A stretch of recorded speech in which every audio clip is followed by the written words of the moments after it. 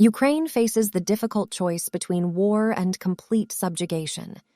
Each successful military counteroffensive improves the chance of regaining lost territories and achieving full territorial integrity and sovereignty, as recognized by the international community since 1991. However, for Russia, the choices were limited to a short war that failed in the first phase, and a war of attrition, which is the current reality. To adapt to the new situation, Russia has resorted to mass mobilization of reservists and air bombing critical infrastructure in Ukraine.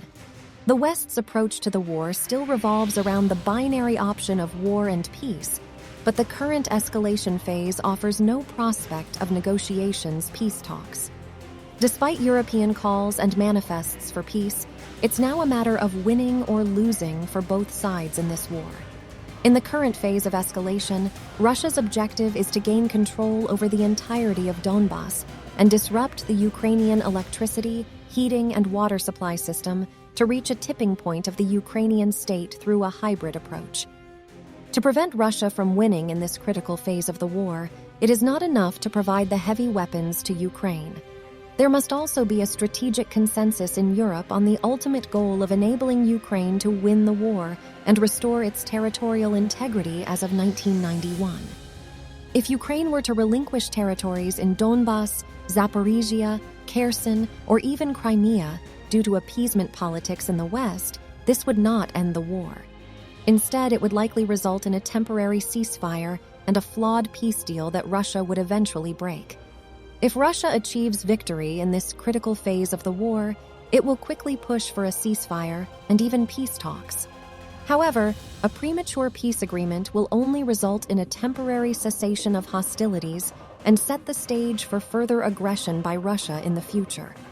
Any legitimization of Russia's territorial gains, achieved through the use of force and nuclear blackmail, would not only constitute a defeat for Ukraine, but also set a dangerous precedent. Moscow currently controls around 17% of Ukrainian territory, in addition to Crimea. Freezing the war will serve Russian interests by allowing Moscow to replenish its military and potentially launch further attacks, not just in Ukraine, but also in other Eastern European states. Such a move will destabilize the region and undermine the security of Europe as a whole. In the meantime, Russia will also play for time. Europe has not fully diversified its energy mix, so Moscow will continue to pressure Western decision-makers by weaponizing energy, food, and fertilizers. UN Grain Initiative. To achieve its geopolitical ambitions, Moscow aims to establish a union with Ukraine and Belarus, consolidating its sphere of influence and power projection. Subjugating Ukraine would allow Russia to revive a post-imperial great power state, improving its position in global politics. Russia's geostrategic approach involves extending its geopolitical and geoeconomic interests vertically, from the Arctic Ocean and Barents Sea, across its near abroad in Eastern Europe and South Caucasus, and into Eurasia, West Asia, and North Africa. Russia has been gradually shifting its center of gravity from interdependence with Europe towards Eurasia, South Asia, India, Pakistan, and Afghanistan, and the Indo-Pacific region. It has expanded its networks in Latin America and Africa by utilizing Soviet channels of influence. Putin aimed to undermine the European security architecture and Eastern Europe's integration with the West and shift Russia's focus towards expanding its geopolitical influence in other regions, such as South Asia, Eurasia, and the Indo-Pacific, in the context of global power dynamics. Russia aimed to position itself as an indispensable power, critical to the US-China competition in the long run. Neither wants to see Russia as a partner in the rivals bloc. Moscow seeks to leverage its strategic positioning in Eurasia, South Asia, and the Indo-Pacific region. Russia has built a new modus vivendi of systemic coordination with China in key areas under sustained US pressure and ongoing Western sanctions since 2014. In fact, Russian President Putin would have not launched full-scale war against Ukraine if he had not fully relied on China. The Russian narrative of launching the war against Ukraine to prevent NATO expansion was debunked when Sweden and Finland applied for membership. Russia's invasion of Ukraine was not due to its unilateral efforts to join NATO, but rather because it was not a NATO member. Putin's ultimate goal is not just the subjugation of Ukraine, but the creation of a union with Ukraine, Belarus, Transnistria, and the 2 breakaway republics in Georgia.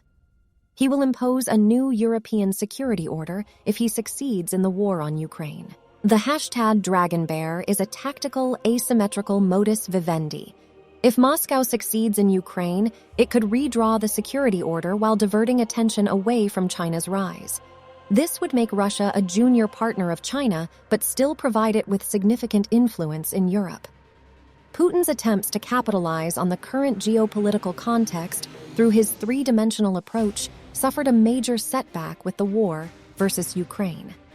Despite the full-scale war, Ukraine has managed to survive, and Russia's plans for a union state are far from being realized.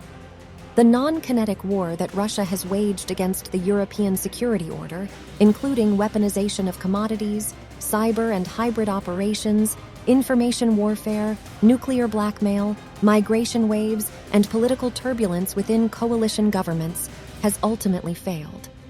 One of Putin's miscalculations was underestimating the support for Ukraine from Europe. The only way to move forward is to provide the weapons delivery to Ukraine, along with the sanctions policy. It is also essential to reach out to international partners to bring them on board. The global system dimension must also be considered. Moscow's goal was to significantly increase its role in the systemic rivalry between the US and China.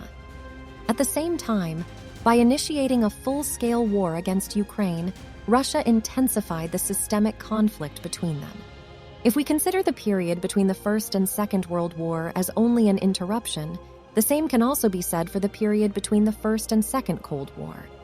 The war launched by Russia is a clear manifestation of the beginning of the Second Cold War. Key trends are the bifurcation of the global system, the mutual decoupling between the US and China in all strategic areas, tensions between China and India, shifting focus of the US towards the Indo-Pacific and ad hoc constellations of regional powers that don't want binary world. Putin strategically strengthened the Dragon Bear modus vivendi of coordination since 2014 and sought Xi's support before deciding to launch a full-scale war against Ukraine. He even waited until February 20th, coinciding with the end of the Chinese Olympics, to make his first move. Xi Jinping's intention in signing the No Limits Declaration with Putin was to create a counterbalance to the alliance of democracies and the Western boycott of the Olympics, rather than to enable Russia to launch a full-scale war against Ukraine. Despite the American efforts to inform Beijing about the upcoming war, China did not withdraw its citizens from Ukraine prior to the beginning of the IT, which suggests a lack of awareness about the real scale and scope of the planned military actions. China and Russia have been working towards a mechanism of coordination for the past 8 to 10 years, and the current situation is the result of this ongoing process. Rather than a sudden shift in policy, the modus between them is a long-term strategy aimed at countering the US. China and Russia are not involved in a strategic alliance or a marriage of convenience, as these Western concepts do not fully capture the nature of their relationship. Rather, it is a temporary asymmetrical partnership in which China holds the upper hand. Despite this asymmetry, China and Russia share a common interest in creating a credible counterweight to American global power projection, which unites them geopolitically and geoeconomically.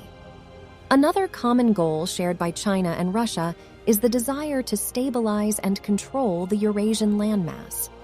To achieve this, they aim to establish connectivity and energy transport corridors as an alternative to the US-dominated maritime routes in the Indo-Pacific. Another possible shared interest could be the facilitation of a new maritime route in the Arctic, given the developments related to climate change. Russia's geographical location could provide an entry point for China into the Arctic region. Their common perception of the current state of international relations is that we are in a period of transition, following the end of the unipolar moment led by the US. This transitional phase is marked by volatility and chaos, leaving the future uncertain and unpredictable. The question remains whether this phase will lead to a multipolar world or a bifurcation of the global system, characterized by a comprehensive decoupling between the United States and China. In either case, China requires a partner such as Russia to enhance its global standing. Russia needs China to overcome international isolation and circumvent Western sanctions. Moscow can benefit from the increasing systemic decoupling between China and the US, as well as the escalating tensions between China and India and the deteriorating economic relations with Europe.